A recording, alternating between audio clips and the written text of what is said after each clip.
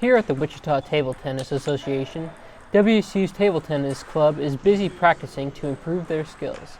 I would say it is competitive. We're all pretty competitive people just because we're all athletes and things, and we like to, sometimes we'll do races and stuff or wall sits, so you can hold a wall sit the longest, but it's definitely very competitive.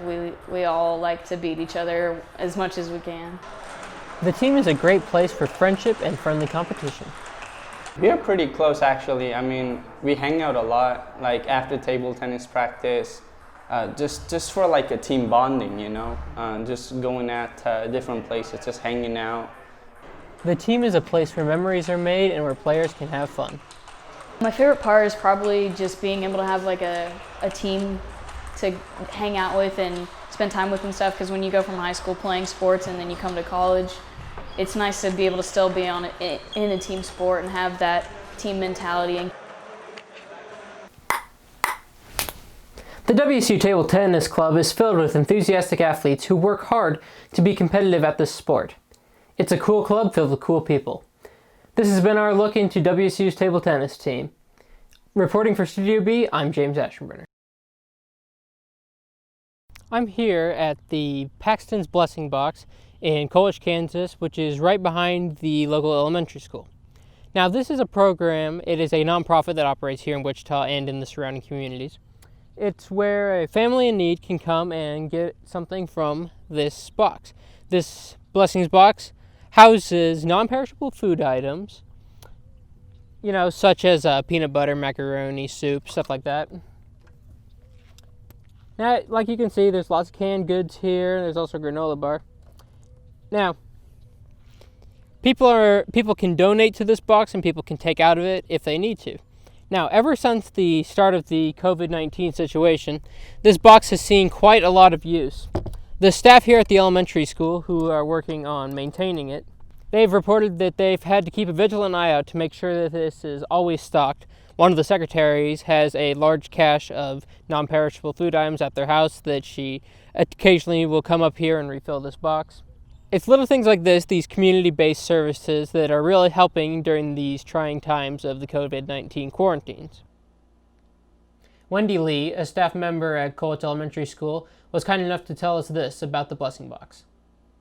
She had Macy Hensley, the president of the Colwich Friendship Club, ask the administration if they could put in a box. Once they got the approval from Mr. Stone, who is the principal at the school, they contacted the proper people to get this project up and running. After the hole for the post had been dug and the cement laid, the box was hung and it became a new part of Colwich, Kansas. When asked how she feels about having this in her community, Lee responded, "I am very proud of our Friendship Club and the effort they put into making sure our community is taken care of. The Friendship Box runs off the concept of take what you need and leave what you can. This helps teach our kids compassion." Now let's hear what Friendship Club President Macy Hensley has to say. It makes me feel good giving back to the community, and we should always help others. This has been our story on the Paxton Blessing Box here in Colwich, Kansas. This has been James Aschenbrenner with Studio B. Being a credit or two away from graduating on time is a worry many students are faced with. Students have several methods for handling this situation, but the most unique is a directed study. Studio B's James Aschenbrenner has the story. Students can fill credit hour requirements with various classes, such as a bowling class. However, for several students at the Elliott School of Communication, directed studies are a more creative and individualized approach.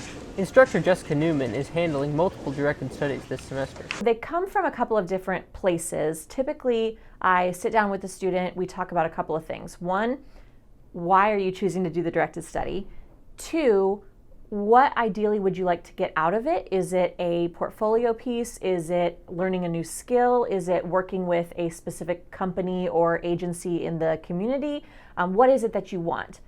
One student's directed study left a lasting impression. So he came up with a photography project, which a lot of people in the Elliott School were a part of, actually, called Ugly Like Me. So he would take a picture of them smiling and then take a picture of them making the ugliest face that they could possibly make. And then they would reflect and they would write down something that they found beautiful about themselves and something that they found ugly about themselves. And so the point was to show that there's beautiful and ugly in every person.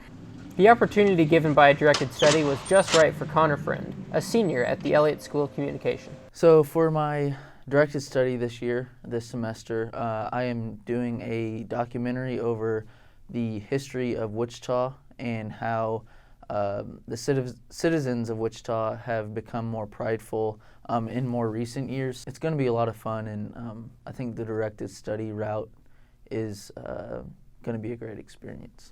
Directed studies are a great option offered by the Elliott School of Communication.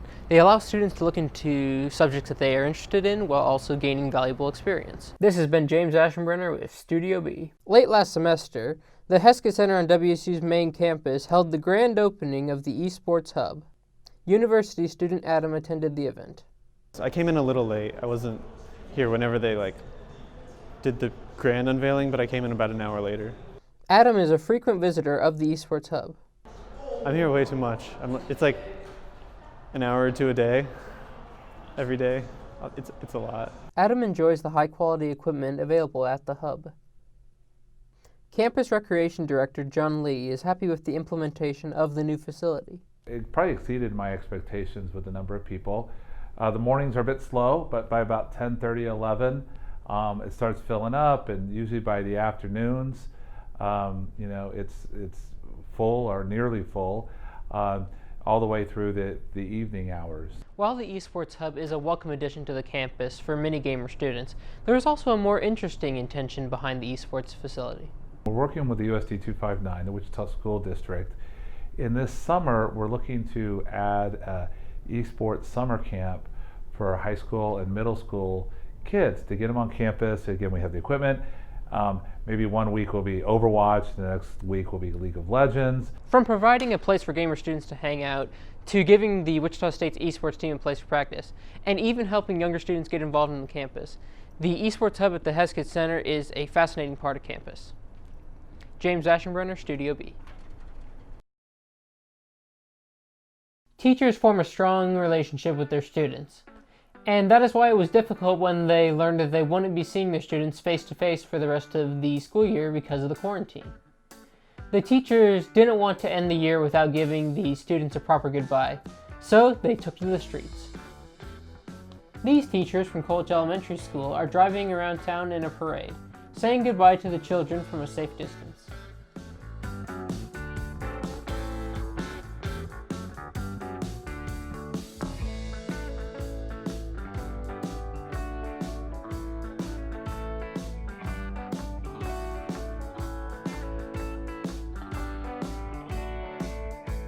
I am the administrative assistant at Colwich Elementary School. We decided from another district in our state that they did a car parade with all the teachers and the staff. And that way we got a chance to see all the kids in our neighborhood and say hello, say goodbye. So basically our last day of school in our district, which is Renwick, and our school is Colwich Elementary School, it was March 13th, and then we had spring break. Well, we were not allowed to come back after spring break because the school was closed per the state of Kansas governor. So we decided that if we did a staff parade, we could wave, say we love you, we miss you to all of our kids, and that would help us kind of get closure and get to see everybody as we drove around town. This event just goes to show that even with the COVID-19 situation cutting the school year short, it will take more than that to stop these teachers from being there for their students.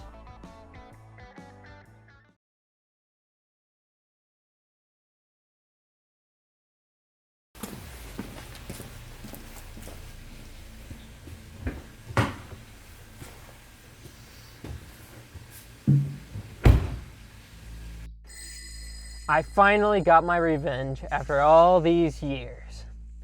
Mr. Bale, everybody likes him, he pays the paychecks, he throws the lavish parties, gives away all this money.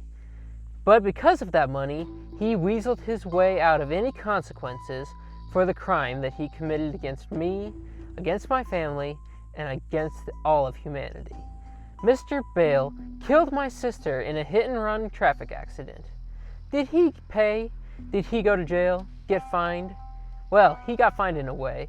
He used his money to buy his way out. No publicity, no scrutiny, no consequences. But tonight, there was finally a consequence that he couldn't buy his way out of. I tried so hard to move on, but I could not forget it. All these years later, and it was still going through my mind every day. And it didn't help that there were so many reminders.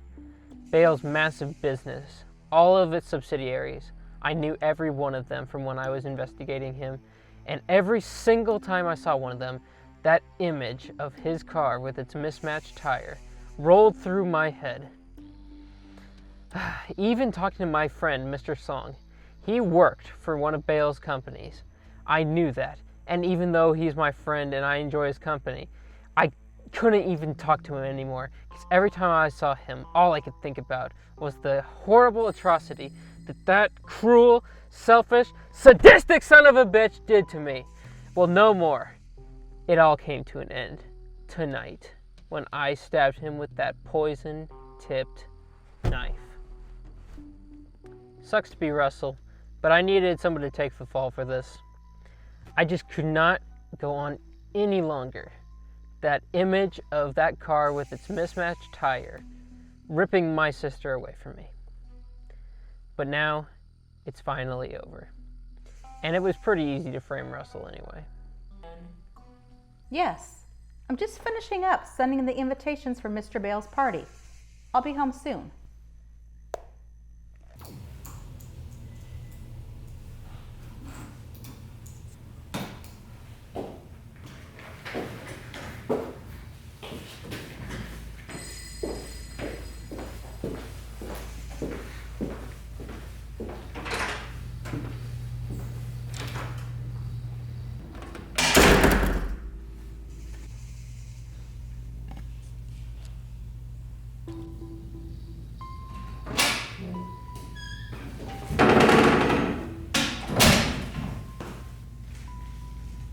Sneaking into Mrs. Dell's office to put Russell on the guest list was easy.